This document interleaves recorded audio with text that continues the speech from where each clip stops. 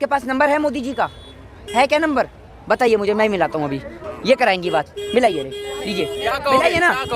अरे आप मिलाइए तो उसके बाद पहले ही बता दूं, वो वाला हिसाब है ना, 9 मन तेल होगा ना राधा नाचेगी। आपकी पत्रकारों की आदत तो इतनी खराब है, कुछ पत्रकार तो ऐसे हैं नेशनल चैनल के, उनका तो करना ही क्या। वो पता है कैसे कर रहे थे, एक मिनट माइक मुझे दीजिए, वो कैसे कर रहे थे, देखिए ये देखिए, ब्रेकिंग न्यूज हेडलाइंस, ये देखिए गाजीपुर बॉर्डर पूरी तरीके से खाली करा दिया है। और ये देखिए किस तरीके से देश के जवानों का फ्लैग मार्च हो रहा है। गाजीपुर बॉर्डर पूर्ण रूप से खाली, मुश्किल से 200 से 300 लोग गाजीपुर बॉर्डर पर तैनात हैं और आज शाम तक गाजीपुर बॉर्डर खाली हो जाएगा। आपके तो अरमानों पे पानी फिर गया, आप क्या करेंगे? आपके तो अरमानों पे पानी फिर। किसान जो है वो शांतिपूर्वक कार्य करना चाहता है।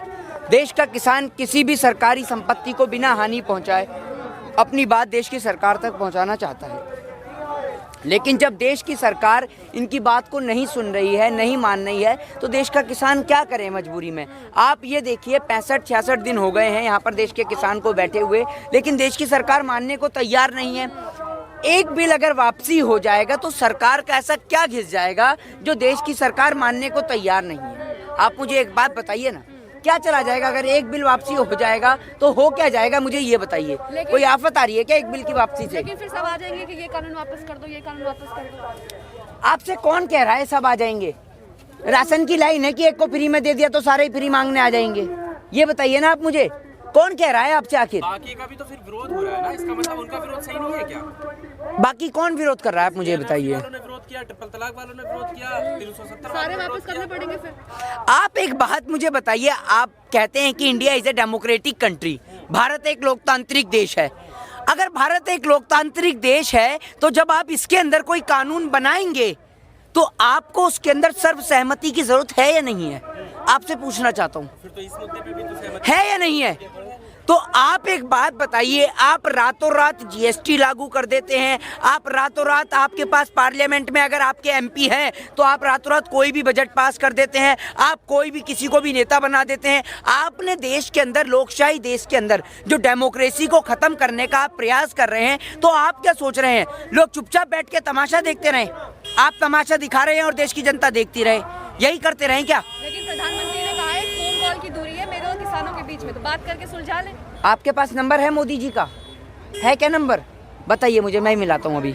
ये कराएंगी बात, मिलाइए रे, लीजिए, मिलाइए ना। अरे आप मिलाइए तो उसके बाद पहले ही बता दूं, वो वाला हिसाब है ना, 9 मन तेल होगा ना राधा नाचेगी। समझ रहे हैं? आपके पास नंबर है? नहीं, नंबर ठीक है, नंबर अगर आपके पास होगा तो क्या बात करेंगे, ये भी तो यार मोदी जी कलाकार आदमी है, ठीक है। आप मोदी जी से जाकर अब तक ये पूछो, आप तो नोटबंदी से काला धन लेके आ रहे थे, वो आया अब तक नहीं आया है? आपका नीरव मोदी पैदल भी नहीं आया अभी तक। तो आप ये समझ लो अगर पैदल चलते ना अब तक तो भी पहुंच जाते इंग्लैंड से, लेकिन वो अब तक नहीं पहुंचा है। तो आप देश की जनता को जो बरगलाने का काम कर रहे हैं ना, और दूसरी बात, जो देश के अंदर जो हिंसा घटित हुई है 26 जनवरी देश के 72वें गणतंत्र दिवस के अवसर पर, वो बहुत ही शर्मसार घटना है देश के लिए, देश की आन बान शान के लिए बहुत शर्मसार ये घटना है। और इस घटना का जिम्मेदार देश के किसान नहीं, इस घटना का जिम्मेदार है देश की सरकार। वो देश की सरकार जो देश के किसानों को सुरक्षा महसूस नहीं करा पाई, सुरक्षा मुहैया नहीं करा पाई। वो देश के किसान जिनके भेष में आपने देखा, किसानों के भेष के अंदर जो लुटेरे, वो डकैत, वो चोर और वो आरएसएस के कार्यकर्ता, भाजपा को मानने वाले लोग जो बीच में घुसे और देश के किसान के आंदोलन को खराब करने का प्रयास किया। अभी आपने देखा कि किस तरीके से किसान को रोकने के लिए कीलें लगाई जा रही हैं। अगर आप इतनी कीलें लगा रहे हैं, इतने बैरिकेड लगा रहे हैं, इतने लेंटर डाल रहे हैं, आप इतने कोबरा वायर्स लगा रहे हैं, इतने कटीले तार लगा रहे हैं, अगर इसकी 1% सुरक्षा भी चाइना बॉर्डर पे हो जाती ना, तो चाइना भारत देश के अंदर नहीं घुस सकता था। लेकिन क्या करें, मोदी जी का 56 इंच का सीना टाइम टाइम फुस हो जाता है चाइना का नाम सुनते ही। समझ रहे हैं?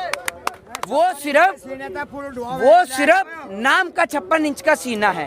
और आप देश के प्रधानमंत्री महोदय, आप एक बात मुझे बताइए, आप देश की जनता को कभी आप परेशान करने का प्रयास करते हैं, देश के युवाओं को परेशान करने का प्रयास करते हैं। पॉलिटिकल लीडर्स का काम है राजनीति करना, लेकिन आप इस राजनीति के अंदर देश के किसान को शामिल नहीं कर सकते। ये बात आपको समझनी होगी। और सभी को पता है कि बजट के तौर पर किसकी गोद भराई का कार्यक्रम किया गया है, सभी को पता है। और पूरे आप ये देख लीजिए 70 साल के इतिहास में एक बार, अब की बार मुरली मनोहर जोशी के लिए एक काम बढ़िया हो गया कि 75 साल का आदमी टैक्स नहीं देगा, पहली बार उसके लिए कुछ हुआ है, समझ रहे हैं आप, वरना वो तो बेचारा बैठा हुआ ही था घर के अंदर। तो ये देश की सरकार है, जब देश के अंदर कुछ बचा ही नहीं है तो बजट काहे का आ रहा है? किडनी बिकने का भी बजट आ रहा है क्या? उसमें लिखा हुआ है क्या कि देश के लोगों की किडनी भी बिकेंगी? जो प्रधानमंत्री बहन बेटियों के गहने जेवर पर नजर रख सकता है, ये बात मैं नहीं कह रहा, मोदी जी ने खुद कही थी, आप सुन के देखिएगा कि जरूरत पड़ने पर गहने भी काम आएंगे। तो भैया वो आदमी जिसकी नज़र गहनों के ऊपर भी है, तो आप सोच लीजिए आपकी किडनी पे भी उसकी नज़र है, तो दोनों अपनी किडनियां बचा कर रखिए, समझ रहे हैं? तो इसीलिए भैया देश बच सकता है। आपने ऐसे लोगों के हाथ में देश दे दिया है जो जिसकी मांग भर के आए उसकी मांग नहीं पूरी कर पाए, तो आपकी और हमारी कहाँ से करेंगे, समझ रहे हैं? 6 तारीख को फिर से बंद करने का ऐलान किया है, क्या लगता है कितना असर पड़ेगा? देखिए, मैं तो चाहता हूं कि 6 तारीख आए ना, 6 तारीख से पहले ही देश का किसान वापस अपने घर की ओर रवाना हो ले, देश की सरकार इस बिल वापसी कर ले, क्योंकि मेरे देश का नुकसान मेरा नुकसान है। आप एक बात मुझे बताइए, ये जो फौजी भाई हमारे खड़े हुए हैं या जो हमारे पुलिस भाई खड़े हुए हैं, इनमें से एक भी नेता का बेटा है? एक भी नेता का बेटा? एक भी नेता का बेटा नहीं है। सारे के सारे नेताओं के बच्चे ऐश कर रहे हैं। किसी नेता का बेटा क्लब में जाता है तो किसी का बार में जाता है, और कोई नेता तो खुद ही डांस करते हुए पकड़े जाते हैं। तो ये है नेताओं की हालत, आप ये समझ लीजिए। आप ये मुझे बताइए, बच्चे तो नेताओं के भी हैं, अपने बच्चों को क्यों नहीं लगाते गाजीपुर बॉर्डर की हिफाजत के लिए? उन्हें भेजो ना आर्मी के अंदर, उन्हें भेजो पुलिस में। देश की गरीब जनता के बच्चे जो फौज में हैं, पुलिस में हैं, यूपी पुलिस में है, पंजाब पुलिस में है, हरियाणा पुलिस में है, और देश की तमाम सुरक्षा एजेंसी के अंदर हैं, तो वो देश की गरीब जनता के बच्चे हैं। आप उन बच्चों को यहाँ लाके खड़े कर देते हो अपने पिता के ही सामने। ये उनके पिता ही हैं जो यहाँ पर आकर धरना दे रहे हैं, लेकिन क्या करें, देश के अंदर मजबूरी ऐसी बना दी है। आप एक बात मुझे बताइए मेरे भाई, इस टाइम पर किसान आंदोलन से देश का सबसे बड़ा मुद्दा है अरुणाचल प्रदेश। वो अरुणाचल प्रदेश जिसका जिक्र नहीं है देश की मीडिया के मुंह पर। देश की मीडिया बजट को लेकर ऐसा रोना राप रही है, कभी वैक्सीन को लेकर रोना रापती है, कभी बजट को लेकर नापती है। आपने एक बात मुझे बताइए ना, इस टाइम पे सबसे अहम मुद्दा है अरुणाचल प्रदेश। वो इसलिए है क्योंकि ये देश किसी के बाप दादा की जागीर नहीं, ये देश आपका और हमारा है, और हमारे देश के अंदर कोई भी घुसेगा तो हमें आपत्ति है। क्योंकि आप लोगों ने भले ही, ये भाजपा आरएसएस के वो लोग हैं कि जब सारा देश अंग्रेजों से लड़ाई लड़ रहा था, ये सारे के सारे रानी विक्टोरिया को सलाम ठोकने में लग रहे थे, अंग्रेजों को सलाम ठोकने में लग रहे थे। तो इसलिए इन्हें कोई फर्क नहीं पड़ता हूँ, लेकिन हमें फर्क पड़ता है, क्योंकि इस देश की माँओं ने अपने बेटों को अपने दिल पे पत्थर रखकर सरहद की हिफाजत करने के लिए भेजा है। इसलिए नहीं भेजा कि अरुणाचल प्रदेश के अंदर चाइना हमारी जमीन को कैप्चर करे और हम चुपचाप बैठकर देखते रहें। प्रधानमंत्री से ना घर संभला ना देश संभला, आप इस्तीफा दे दीजिए मोदी जी। प्रधानमंत्री जी ऐसे झूठे आदमी है, एकदम कलाकार आदमी है, ये एकदम कलाकार। ये जेब में हाथ देकर पब्लिक की जेब भी साफ कर देते हैं, और उसके बाद बंदा कहता है तो उससे कह देते हैं तुझे जेब की पड़ी है, वहां देख चाइना और पाकिस्तान हमला कर रहा है। इतने कलाकार आदमी है ये, समझ रहे हैं? ये मोदी नहीं, ये मदारी है, और झूठ बोलने की इनको बचपन से बीमारी है, समझ रहे हैं? आप ये समझिए कि एक सतयुग में जाना जाता था राजा हरिश्चंद्र को सच बोलने के लिए, हमारी आने वाली जनरेशन जानेगी झूठ बोलने के लिए नरेंद्र मोदी जी को, समझ रहे हैं? और आज आप ये देखिए, नरेंद्र मोदी जी इतना झूठ बोलते हैं कि वो खुद ही उनको समझ में नहीं आता। आप ये देखिए, मोदी जी कहते हैं मैं सड़क से निकला, मैंने नाली में गैस बनती हुई देखी, और जैसे ही मैंने नाली में गैस बनती हुई देखी, मैंने वहीं पाइप लगा दिया और वहीं चाय बनानी शुरू कर दी। आप ये सोचिए, जब नाली से गैस आ रही है तब सिलेंडर के दाम बढ़ रहे हैं। अब सोचिए, जब सीएनजी आएगी, कंपोस्ट नेचुरल गैस आएगी, तो आप सोच लीजिए सीएनजी कहाँ जाएगी, सिलेंडर के दाम कहाँ जाएंगे। आप ये सोच लीजिए, वो आदमी जो नाली से गैस बना रहा है, अबे भैया जब तू नाली से ही गैस बनवा रहा है तो सिलेंडर क्यों भेज रहा है? नालियाँ तो हर गली मोहल्ले में बह रही हैं, उनमें पाइप फिट क्यों नहीं कराता? अपने पीएम कार्यालय में नाली की लाइन फिट करवा ले, समझ रहे हो ना? और दूसरी बात, वो प्रधानमंत्री जी जो अपनी माँ को ही नहीं रख रहे अपने साथ में, वो अपनी बूढ़ी माँ को राजनीतिक वोट के खातिर लाइन में लगा देते हैं, तो आपके लिए और हमारे लिए कहाँ से करेंगे? तो आप लोग तो अपना भी ख्याल रखिए। देखा ना 2 दिन पहले की घटना, समझ रहे हैं ना आप?